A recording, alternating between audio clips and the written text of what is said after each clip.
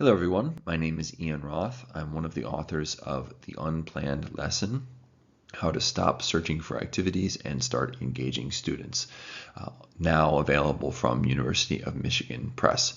This is a book that we are very proud of, and we believe that it will completely change your approach to language teaching if you take it seriously. So, in this short video, I will be walking you through the why of the approach presented in this book. I'll be providing some metaphors and some of the theory behind the approach that is suggested here, and then I'll be turning it over to my co-author Paul, who will be telling you about how the book is structured, how things are put together in the book for you to get the absolute best experience and most learning possible from it. So without further ado, let's start talking about the content. One of the core concepts in this book is that of structures, and these are compared and contrasted to activities, which is what most language teachers rely on for building their lessons. I need to elaborate on this distinction, on the comparison a little bit more before we move on, because if I'm saying the word structures, I need you to know what it is that I'm talking about. So to compare the two, activities tend to be standalone, or at least they function optimally even in a standalone manner. So that could be like, we're going to study this material, and then we're going to do an activity that uses the material. And then we'll study some more material and we'll do an activity. And so in that sense, the activities are sort of just on their own, inserted where they seem appropriate. By contrast, structures are modular in that they are able to combine with one another. They're built so that they can snap into place and attach to other structures to build something larger, which we might call a superstructure. And that brings us to the second point there, that they are nested. So they fit within a larger structure of structures, a superstructure, and inside them there are also substructures. So there are different levels of structures operating. And so when you begin to think about your lessons in this way, you can see how everything fits in its place, and everything is meant to complement everything else that you do. It's more of a systemic view of how a lesson is constructed and plays its role, let's say.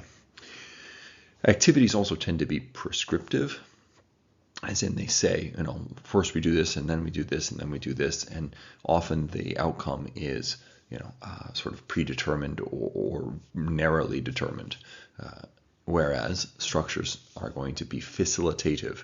So what we're attempting to do is predispose the students to a certain bandwidth of behaviors that we believe are lesson appropriate and will help them move towards the orienting outcome that we have identified. So instead of leading them, we are facilitating appropriate behaviors through our structures.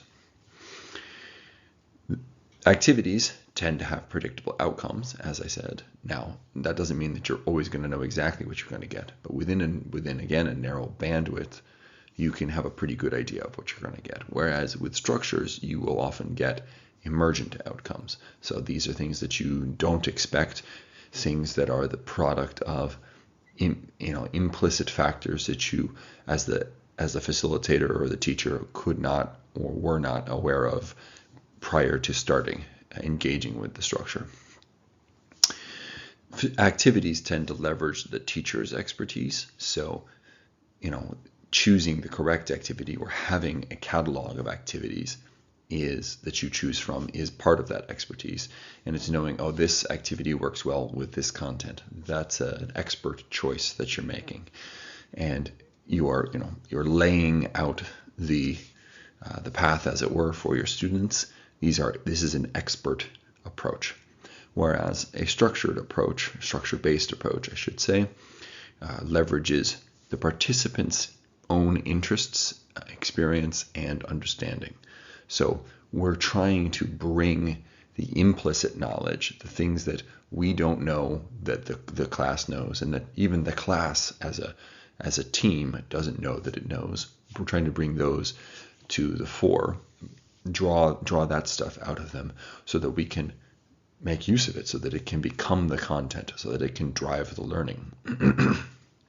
If we can create a structure in which the student's interests or experience become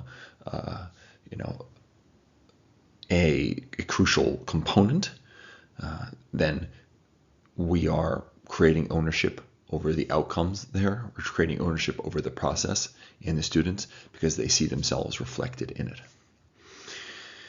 As for sort of metaphors that we can compare these things, comparisons we can make, activities are similar to a path that we're laying out for them, a path through the woods, perhaps, whereas structures are more like a playground. So if you think about a playground, it's a container of sorts, right? It's clearly delineated where it begins and ends, and often, not always, but often it is, for safety's sake, to make sure that people stay within the bounds. We do want them playing within the bounds because that's how we get meaningful interactions. If they could just go anywhere, right, then we wouldn't have them bouncing off of one another in productive and meaningful ways. So we do not need to have bounds. We create a container, and we also create the elements meaningfully, placed within that environment, chosen for a purpose, to serve a purpose. If you think about the way a playground is designed, it's going to have certain elements. Like if you look at it, you can assume on this playground, kids will probably play in these ways and are less likely to play in those sorts of ways. And so that would be a clear example of a structure. One other good metaphor here would be a recipe, where if you follow a recipe, this would be the activity side, that is. Activities are like recipes. Often you have a certain number of ingredients in your refrigerator or available to you, and you choose a recipe that fits it. That's how many teachers go about planning their lessons. They look at the content and they choose an activity that will fit the content. We, however, on the structure side of things, are proposing that it might be better to approach this like a cook-off show, something like Iron Chef, where you're giving the learners a kitchen space in which to play, the tools that they need, and then you're, say, revealing a secret ingredient, like, whatever, lobster or something, and that would be the content for the day. Today we're working with this set of vocab, or we're working with this grammar point. Okay, now, here are your constraints. Here are the parameters in which we want you to operate, and let's see what you can come up with, just like they would on one of those cook-off shows, where the orienting outcome has predetermined, and then you're leaving it up to the students to some larger extent to navigate their way towards that. And as the producer of the show, of the program in this case, you are making real-time decisions in response to the choices that they make.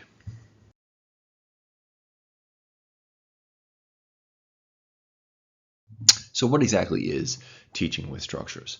Well, it comes down to creating spaces or containers in which student-driven behaviors that are nevertheless lesson appropriate can and will occur. It facilitates these behaviors rather than leading the students by the hand down a predetermined path. Rather than telling them what the next step is, we're giving them a sort of playground in which to play. But it's an intentionally designed playground.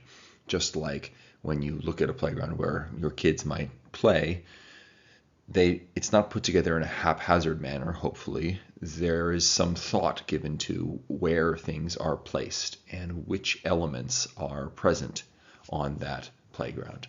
We're doing the same thing here. We are designing the elements of the container such that they will predispose certain behaviors to happen. And those behaviors are the ones that we believe will best support the learners in making progress towards the orienting outcome that we've identified for the lesson. It then requires responsiveness. So things will happen that you can't entirely expect. These are emergent outcomes based upon what the students are bringing to the lesson and to the structures in which they are playing.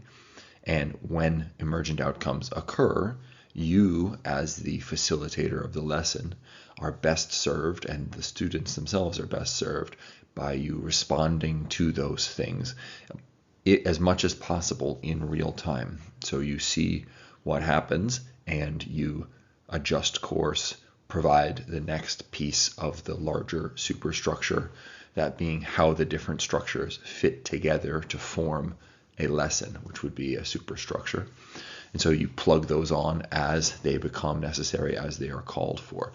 And what guides you in this process is an orienting outcome that you have identified ahead of time. So rather than plan a prescribed path or a recipe like I talked about previously, rather than prescribe that sort of path, you are just determining an orienting outcome that's suitable for in the educational environment, the educational ecosystem, and the larger journey that these students are on. What is the purpose of this particular class inside this given course, inside this course of study, or maybe it's a educational department or whatever it is?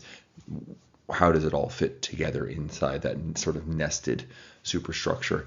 And the orienting outcome then is guiding you as you plug in pieces in response to what emerges during the lessons.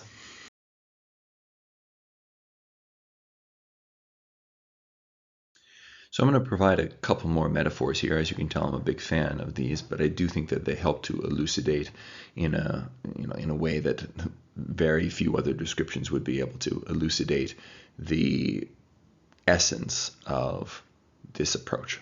So teaching with structures is very similar to playing jazz in some ways. Responsiveness is key. If you're playing jazz as opposed to classical, you're not conducting a symphony here. What you're doing is listening for what contribution your team makes and then responding with your own contribution. And there's a sort of give and take, a conversational dance floor of lesson design that's taking place. There's an aliveness to it where you can't always predict what's going to happen or how it's going to go. That might also be called emergence. Okay, and there's also engagement, high levels of engagement. This is why we put the word in the title of our book. It gets students to be more involved because they feel more ownership over the process. They feel like they're contributing to the process. It's interdependent. So what I do affects how you then respond, and what you do affects how that I respond. Another metaphor perhaps comes across as strange initially, but there's depth to it, I think, is that of boxing, because this approach also allows you to do a tremendous amount with a limited number of tools. You don't need an encyclopedia of activities to make this work. Stop collecting activities and instead find a few tools that work really well in a number of different situations. A boxer can use one punch, let's say their jab, in almost any situation to accomplish whatever their goal may be in that situation, because they've mastered it. They've mastered that single tool, and they're able to use it creatively as a function of that level of mastery that they've attained. It's also efficient, right? They're not wasting a whole lot of movements. It's direct, it's to the point, and it's engaged in with a goal in mind. I want to win this round. I want to win this fight. I want to score a knockout. Well, in our case, as teachers, we want the students to get to the point where they're capable of doing this thing. And what's the fastest route there? Okay, I'm going to lay a structure in place that's going to create, hopefully, help to herd or direct the learners in the direction of that goal.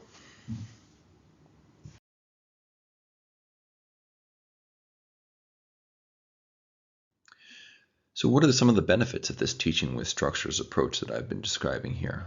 Well, One of the major ones is that you're going to be providing the students with more what we're calling time under tension. Now, this actually comes from the realm of physical training, of resistance training to be more specific, and it has to do with the time that you're spending under a meaningful load, working against meaningful resistance. And what's meant by meaningful is that it's going to cause adaptation. It's enough that it's going to drive a change. And this is contrasted against the often used time on task metric. How much time on task was there? But we find that to be a problematic way of thinking about things. It's much better if you can have the students having time under meaningful tension or working against meaningful resistance.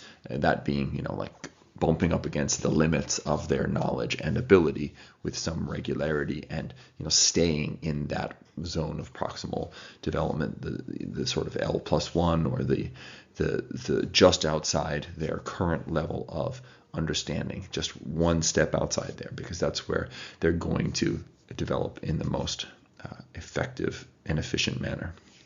Another one would be less teacher talk time.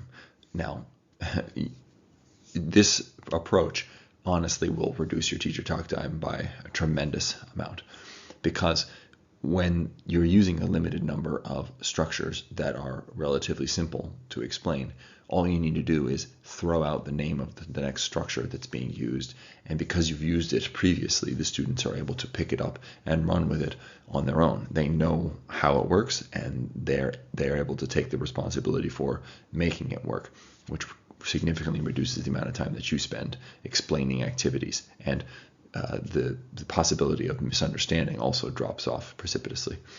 More responsive. So that's one of the whole crucial points, the cruxes of this approach, is that it's responsive. It's meant to be responsive. It's meant to see what's actually happening and respond in real time in a way that supports the learning that's taking place, while also directing it towards the orienting outcome that's been determined. It's going to increase creativity because it allows the students to play, and it also allows for repetition, which is necessary for creativity. It's very difficult to be creative if you only get one shot at something.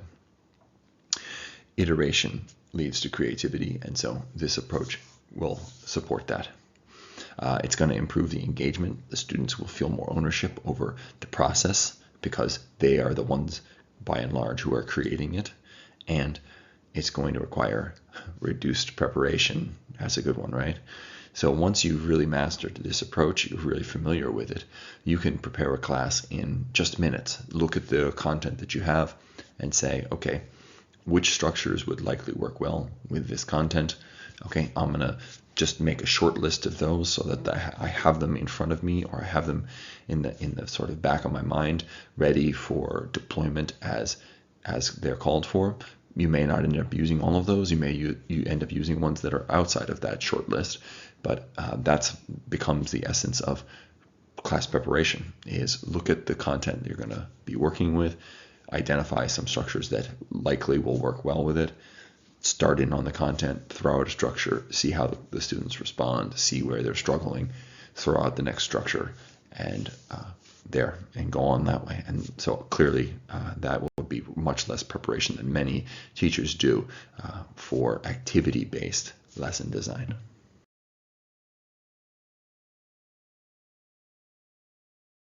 So what are the influences that have contributed to the development of this teaching method? Because it's clearly not mainstream. It's not standard fare. Well, personally, my background academically is in the field of organizational development, and one of the major influences on this approach was something called liberating structures, which is an approach that's used often by OD people, organizational development people, who want to get the implicit knowledge of teams to be surfaced and to increase the engagement of those teams, so that they're co-creating the development of the organization that they're a part of. So organizational development is one of the major components here. Coaching is another one, though, And from the field of coaching, we get ideas like psychological safety. How do we create a space in which students are going to be able to perform at their best, to feel like they belong, to feel like they're members of the team, and that they want to contribute. So this has our ideas of motivation. Self-determination theory is also packed in here, as well as the idea of aliveness, which if you're coaching someone in a sport, you want to spend as much time dealing with aliveness as possible. Very few rote memorization style drills or trainings will work very well. They need to be engaged with in a sort of unpredictable manner, or else the skills won't develop in a way that will be functional when time comes to actually use them in a real-time situation. Military training. This is going to sound strange, but the military spends way more money than the faculties of foreign language acquisition do on learning how skills are rapidly and effectively acquired. They also have more skin in the game, right? If your approach to teaching language doesn't pan out, what did you lose? A publication. But the military would have lost something much more precious than that. And from the military's approach to training, we get things like focusing on fundamentals, leaning into repetition, really emphasizing the realism, contextual realism, and working with evolutions. So taking small steps up, mastering one level, making it slightly more complex, and allowing mastery to occur at each level, so that we're building that mastery in a stepwise fashion. And then finally, there's of course ESL, EFL, and the SLA fields. We wanted to make sure that all of the things that we presented here were in keeping with what have been identified as sound, theoretically sound and practical approaches by the literature in this field. So things like implicit knowledge and comprehensible input and output and authentic communication are also important concepts to this approach.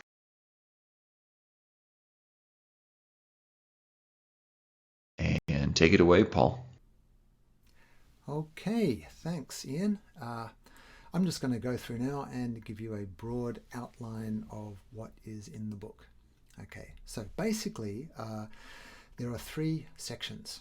The first section is why to use structure-based teaching. So basically the inspiration and the motivations behind this way of teaching English lessons. The second part is how to use structure-based teaching. Now this is the main section in the book. There are 50 structures here, 50 ideas for how you can structure student interactions and get them speaking and communicating and working together. And then the final section is additional material. Okay, so let me just quickly tell you a bit more about what's in each section. So the first one there is why to use structure-based teaching. This is basically the reasons behind this method. So the book is called The Unplanned Lesson, and we know that while there are many benefits to having a tightly planned lesson, it comes at a cost. So of course the good thing is you can walk into a lesson when you do have a plan and you can feel like you're in control. You know what you're going to do from one moment to the next. You have a list of activities. You're going to do this and then do this, and you can feel in control. And that's not a bad thing, but sometimes it can come at a cost. For example, it's very easy to get too focused on your lesson plan and not be so attentive to where the student's at or what they're doing. Other times what you've planned, it doesn't work. You might have misjudged an activity or misjudged the students and what they're going to be able to do, their levels, their abilities. And so your plans often don't work out how you want them to. And besides that, there are many situations when you just don't have time to plan. For example, you might be called in at the last minute to cover for a teacher who's sick. You have to walk into a classroom first thing on a Monday morning at a moment's notice. or the photocopier is broken, or there's some kind of computer trouble. So something might happen which derails the plans that you have for the lesson. And we're arguing that teaching with structures allows you to be creative and responsive to student needs in the moment, while also remaining focused on lesson goals. So we're saying instead of tightly planning a lesson, if you go in there with a whole lot of ideas for structures, for how you're going to structure the learning and the interaction that takes place, that's going to allow you to be much more flexible and creative during the lesson. Our ideas, they do come from theory. So one theoretical foundation, of course, is second language acquisition. And so in the first section of the book, we talk about ideas and concepts from SLA, which have informed this approach. But we didn't only draw inspiration from second language acquisition. We also looked at organizational development, military training, and athletic coaching. So these fields here have spent lots of money and have spent a long time developing methods and techniques for growing knowledge, increasing skills, building teamwork. And so we use the insights and the findings from all of these areas to inform this approach to teaching. Okay, now section 2, how to use structure-based teaching. So this is the main section, and here you'll find 50 structures which you can use in your classes. There's a visual diagram and a written explanation. Okay, for example, this is structure number 9, a cameraman interview. So basically this structure is you put students in pairs and you take a picture. It could be a picture that you find in your textbook or something online, or just a picture that you have, and you tell one of the students, okay, you're the cameraman, you took this picture. So this is a role play. Imagine that you took the photo.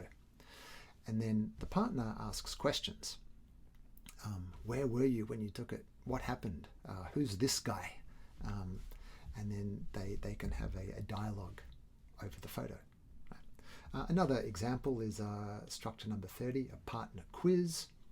This is where students are in pairs and they read or listen to some kind of content, and then one of the students quizzes the other student, asks them questions about what they heard, what they read. Okay, so those are 2 examples of structures. Part 3 is additional material. So in the last part of the book, you'll find structures for assessment. So different structures you can use to assess student understanding, how well they've achieved or progressed towards the learning goals. Also evolutions, some ideas for making structures a little bit more complex, or increasing the engagement, tweaking the structures in some way to make them a little bit different. And also finally examples of lesson sequences. Okay, so an example of what a lesson might look like when you put these structures together. For example, you might be doing a lesson on past experiences, and the target vocabulary could be for, ago, since, and the target grammar is past tense, present perfect tense. Okay, so what you could do is, for example, start off with one of the tasks, one by one reword, and then after that you could do one by one choose and use, and then unique questions, followed by cooperative remembering, and then take your pick. So basically it puts all the structures together as an example for how you might, for how a lesson may flow. Okay, so that's basically the outline of the book. All right, now back to Ian. Thank you so much for your attention. We really appreciate it. We hope that this presentation has been informative for you, helpful, and that it's piqued your interest in checking out the book, which is available now from the University of Michigan Press. Also, if you're interested in contacting Paul or I directly, you can find our contact information here. We are available to answer any questions you might have about this approach, or for workshops or trainings on how to apply this approach in your classrooms. Thank you so much.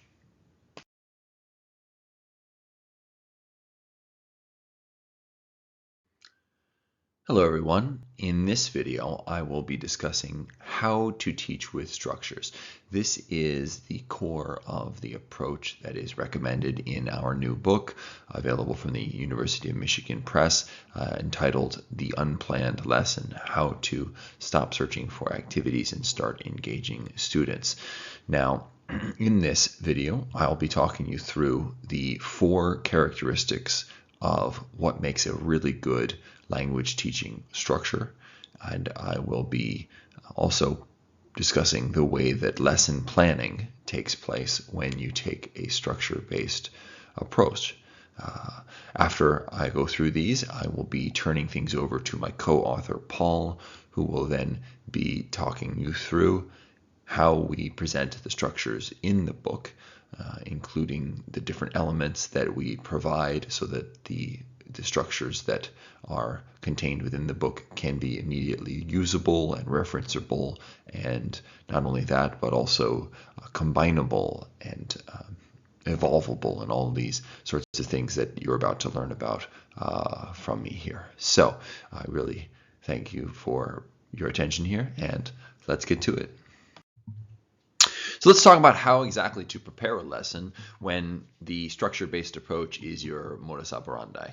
Well, we're going to start by considering the context. We're going outside in and future back. This is a systemic approach to lesson planning. So we're not just looking at what's the next unit in the textbook or what's the next test that we need to take, though those are elements in the larger context, but we're also considering, okay, looking at this course, what are the objectives of the course, where are we now, and where do we need to get to within this time frame? And perhaps even larger, you could say, this course fits into a larger course of study or a larger departmental offering.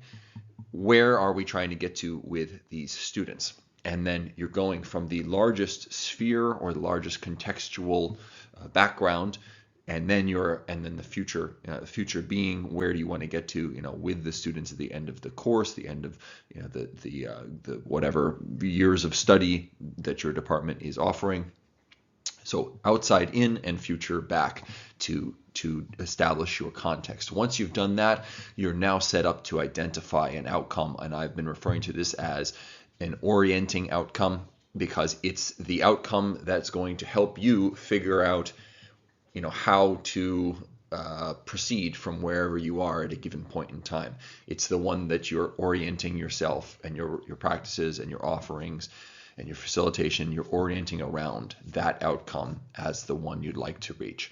So you're identifying this outcome, and you want this to be a specific outcome. Use your SMART goals approach here. Instead of saying, I want the students to get better at asking open-ended questions, for example. Well, get better might mean they only need to get 1% better. Is that what you mean? Probably not. So you could make it more specific by saying something like, I would like the students to be able to reliably meaning 80% of the time, ask an open-ended question about material that they're familiar with, something like this. Okay, and that is something that you can test. You can establish at the end of the class whether or not you've accomplished it or not. Once your orienting outcome has been determined, then you're going to open up your toolbox of structures that have worked for you in the past, that you rely on, that you're comfortable with, and you have some level of mastery over. And you're going to say which ones of these, which of these structures would fit with the content, whatever it is, and the orienting outcome that I determined. And so you could make a short list of them. I'll typically come up with somewhere between five to seven or so, depending. and on which ones it is, and then you're going to respond in real time. So you're going to take these into the class. Maybe you have to start by presenting some material, something like that, or maybe you review what you did last week. This is a typical flow for me would be, I use a review structure, something that will help me to get the students to recall what we did last class so that it's fresh in their minds, and then we're going to build on that by adding some complexity to it, or deepening the interactions that they're required to engage in, or making the behaviors more multifaceted, however, using structures and structures that are building on structures. And so I'm responding in real time. I see what happens. Okay, seems like everybody is doing pretty well with the why questions. Why is an easy one. So which ones are they struggling with? They're struggling with how. Okay, so now we'll use a structure that will allow them to explore and play with how as a question stem. And then there we go.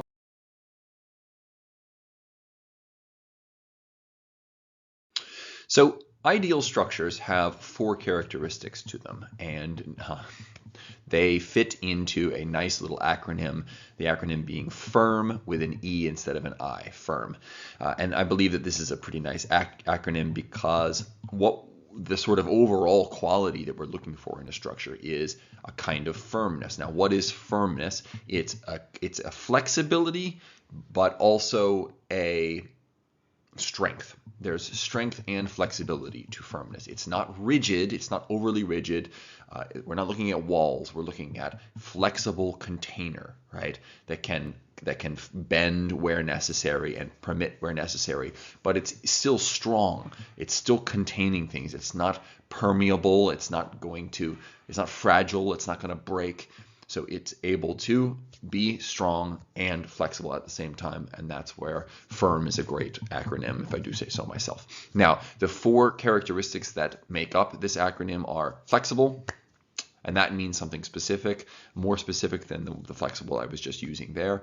It means evolvable, repeatable, and memorable. So those are the 4 characteristics: flexible, evolvable, repeatable, and memorable. And let's address each one of them on its own. To start with flexible, good structures are flexible in actually 3 different ways. One is that they're flexible, they're content flexible, which means they're able to be used with lots of different kinds of content, with a wide assortment of content. So if your activity, or if you're thinking this might be a structure, this might be one that I should collect, and you start looking through the content that you could use with it, and you realize, oh, it's only really good when asking directions or something like that, it's more of an activity than it is a structure. Right? A structure, remember, is a sort of container or a space that you're creating.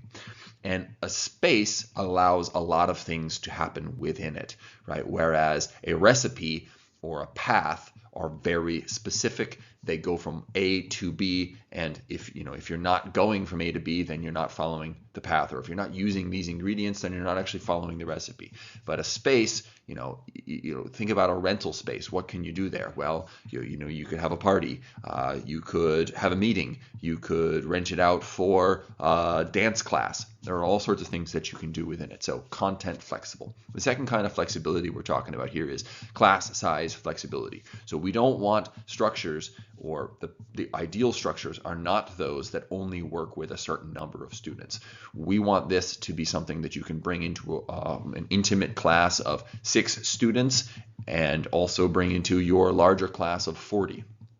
An easy way to do this is just build the structures around the idea that they're going to be working in small groups, right? Obviously that works out well. You have a group of 6 and you have 2 groups of 3. You have a group of, whatever it is, 36, and now you have many more groups of 3, 12 groups of 3. Okay, so flexible for class size. Another one would be class level, and what I mean by this is their ability level, their familiarity and comprehension, skill, however you want to describe it, but the ability of the class to engage with and employ the material that you're covering. So we don't want too many of our structures to be narrowly focused on high-level speakers or high-level practitioners of whatever the art is. We would like, ideally, for our structures to be flexible such that they can accommodate students, learners at many different levels, perhaps not all levels. If you teach university, you don't need your structures to necessarily work with elementary school students, though I will say that many of the structures in the book, you'll find that they could work. And I've done presentations for university teachers as well as elementary school teachers with the same structures and said, this will work in your class, this will work in your class, give it a try, give it a try. So there you have flexibility. The second core characteristic of an ideal structure is that it's evolvable in a number of different ways. But what I mean when I say evolvable here is something like modularity, in that it can be combined with other elements, other structures perhaps, to create something that is, a superstructure. Or, well, this is a systemic approach to lesson design, as I've said. And the core tenet, the core lesson of systems thinking is that the whole is more than the sum of the parts. And so we want things that when you combine them are going to create something that's greater than just their sum. So what questions can you ask to determine whether it's evolvable? Well, one might be, which other structures would lead naturally into this structure? So if you have a structure that, for example, requires a question to start with, well, then that's great, because all you need then is another structure that tasks the students with generating some set of questions. And then you plug those two together, and now you have, again, student-driven content creation for the lesson, where they're formulating the questions and then they're employing those questions in a different capacity, in a different structural context. Okay, so that's one. Another one, what might follow it? So if it leads naturally into some other structures, that's another great thing. Again, modularity. This combining with this, and now you have a whole sequence of structures rather than just one. Okay, next, how might I make it easier, or how might I make it more challenging? So these are what I like to call evolutions, whereas combinations are combining structures together to make a longer sequence. Evolutions are taking a single structure and tweaking it so that it's more challenging or less challenging for the learners. And this could be something as easy as adding follow-up questions to it, or asking the students to summarize what another student said. These sorts of things, where it's not a wholly different structure, but you are adding some element or removing some element to make it appropriate. And this is the sort of thing that really contributes to the flexibility in terms of class level, ability level. If they're evolvable in the sense of they can be added, you can tack on evolutions or remove evolutions, de-evolve it or evolve it, then you have a more flexible structure that's accommodating for all sorts of ability levels. Okay, next up we have repeatability. Repeatability is really important, and it's something that a lot of educators, I find, shy away from. They fall into this novelty trap where they feel like they need to constantly provide new things for the students to do. And that's kind of, not only is it a trap, but, well, it's definitely suboptimal, because you're then having to teach the students something new each time. You're having to teach them a new way to practice, or as opposed to focusing on the content that you actually want to learn. And in my opinion, a lot of educators, myself included, have fallen into it for the very reason that it's not that you're worried so much about the students getting bored, but that you're getting bored with the stuff that you're doing. So what makes a structure highly repeatable? Well, one thing would be that it produces unexpected outcomes. So, if you can predict what's going to happen at the end, it's going to get boring quickly.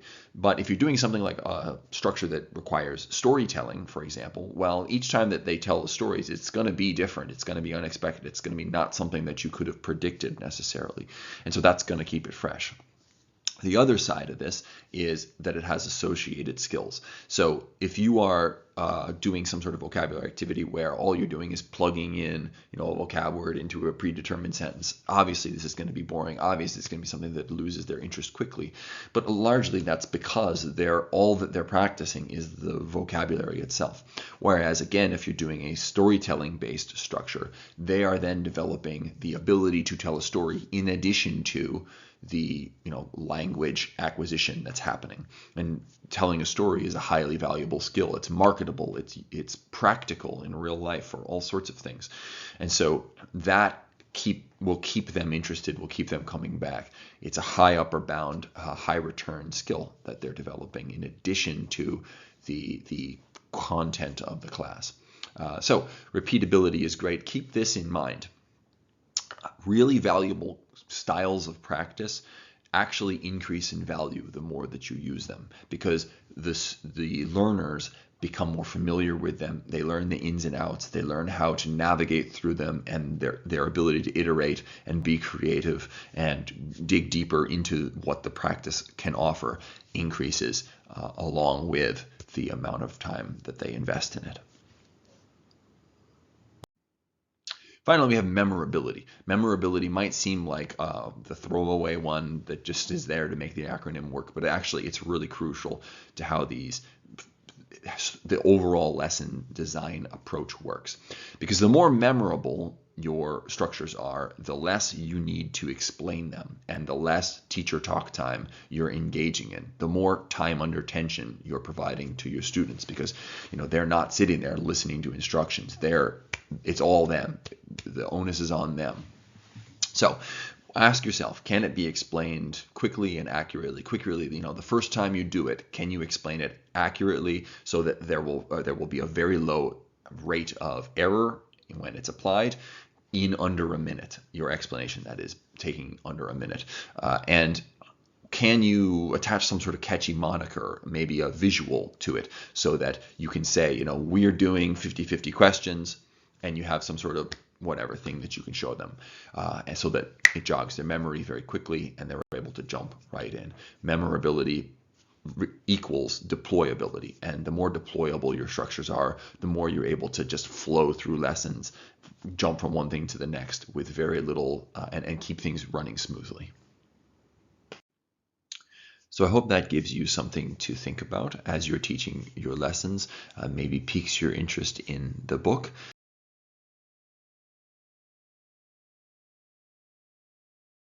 Turn things over to my co-author Paul, who will be walking you through how we actually present these structures in the book, the different elements that we provide to make them as usable, as referenceable, as convenient as possible for you, the reader. So take it away, Paul. Okay, thanks, Ian. So I'll explain how each structure is presented. So there are 50 structures in the book, and each structure contains 5 elements. There is a graphic illustration. This is a simple picture, an image, which explains what is involved with the structure. So just from looking at it, you can quickly tell how the interactions are going to play out, and it can remind you of the content of the structure. Also, learning tasks. If you're using a course book for your lessons, or if you're following a syllabus, very often you'll need to do things like learn vocabulary, practice grammar, have a discussion. And so these learning tasks tell you which tasks can effectively be used with this structure. There's a description telling you what is actually going on. There are variations, some ideas for how you can change it up a little bit, change the dynamics, make the interactions a little bit different. And then finally, there are combinations. So these are ideas for other structures that can be used before or after this one. So when you're planning a sequence of structures, that could help you there. Okay, so let's look at an example. This is structure number 8, best case, worst case. So you can see there a simple diagram. On the left, there are 4 people, and then there's a book in the middle, and a thumbs up and a thumbs down. So this basically shows you generally what's happening in this structure. There are learning tasks. And so this task, it gets students to engage in critical reflection and also discussion. And so if you have something in your course book or for that lesson that day that involves a discussion, you could use this structure here. Then the description. So it says, in response to a situation of some kind, the learners identify what the best and worst case outcomes are. They can develop and present these in any way that fits the lesson. For example, if the lesson topic is daily routines, you can ask, if you got up at 4 a.m. every day, what is the best or worst thing that could happen?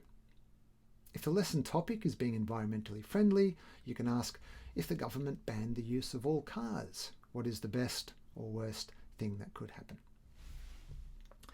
Then there are some variations. Okay, variation number 1, this could also take the form of a debate.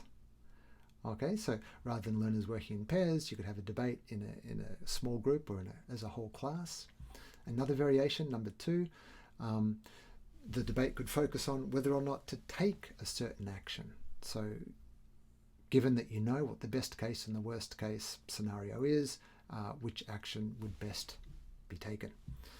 And then finally, combinations. So you could use this structure quite easily with the 50-50 questions structure, or also the devil versus angel. All right, so all of the structures have these 5 different elements. Okay, now back to Ian. Thank you so much for your attention. We really appreciate it. We hope that this presentation has been informative for you, helpful, and that it's piqued your interest in checking out the book, which is available now from the University of Michigan Press. Also, if you're interested in contacting Paul or I directly, you can find our contact information here. We are available to answer any questions you might have about this approach, or for workshops or trainings on how to apply this approach in your classrooms. Thank you so much.